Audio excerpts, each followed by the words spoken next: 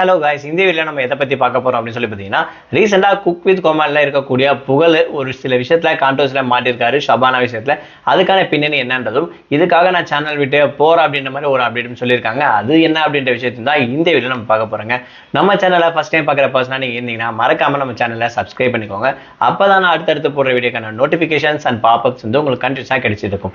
இந்த வீடியோ பற்றி உங்களுக்கான கருத்து ஏதாவது இருந்துச்சுன்னா தாராளமாக நீங்கள் கமெண்ட் பாக்ஸ்லையும் மென்ஷன் பண்ணலாம். ஸோ குக் வித் கோமாளி ஷோவில் இருக்கக்கூடிய ஐகானிக் கோமாளி ஸ்டார் அப்படின்னு சொன்னீங்கன்னா புகழ் அப்படின்னு சொல்லலாம். இன்னொன்று குரேஷி. இவங்க ரெண்டு பேரும் பார்த்தீங்கன்னா சூப்பராக ஆரம்பத்துல இருந்து நல்லா மூவ் பண்ணி போயிட்டு இருக்காரு.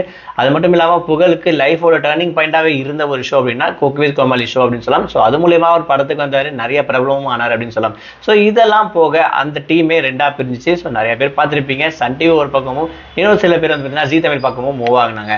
அந்த வகையில் ரீசெண்டாக அதாவது புகழ் வந்து பார்த்தீங்கன்னா ஜீ தமிழுக்கு வந்து போகிற மாதிரி ஒரு அப்டேட் இருக்கு அப்படின்னு மாதிரி சொல்றாங்க. இது வந்து ஒருவேளை அவர் நடிச்சிருக்கக்கூடிய படம் ஜூ கீப்பர், இந்த படத்தோட ப்ரொமோஷன் கூட போயிருக்கலாம் அப்படின்ற மாதிரியும் பேசப்படுது.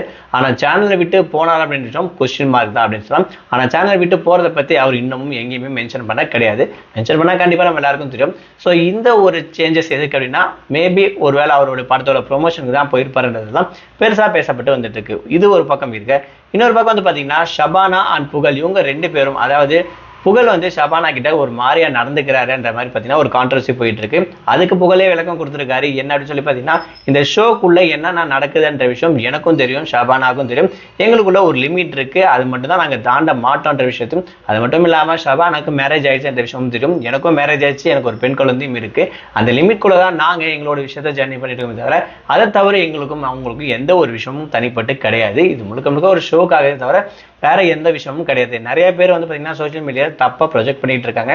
அந்த விஷயம் கிடையாதுன்ற விஷயத்தையும் என்ன ஃபாலோ பண்ணுறவங்களுக்கு கண்டிப்பாக தெரிஞ்சிருக்கும். நான் எந்த மாதிரி டைப்பு, அது இல்லாமல் என்னென்னலாம் நான் விஷயத்தை பண்ணும் அப்படின்றத தெளிவாக விளக்கத்தை கொடுத்துருக்காரு அப்படின்னு சொல்லலாம். ஸோ யாரெல்லாம் இவரை பற்றி தப்பாக பேசினாங்களோ அவங்களுக்கு ஒரு ரிப்ளை கொடுத்த மாதிரி தான் இந்த வீடியோ ஒரு ரீசெண்டாக சொல்லியிருக்காரு அப்படின்ற விஷயம் இப்போ கொஞ்சம் வைரலாக பேசப்பட்டு வந்துட்டு இருக்கு அப்படின்னு சொல்லலாம்.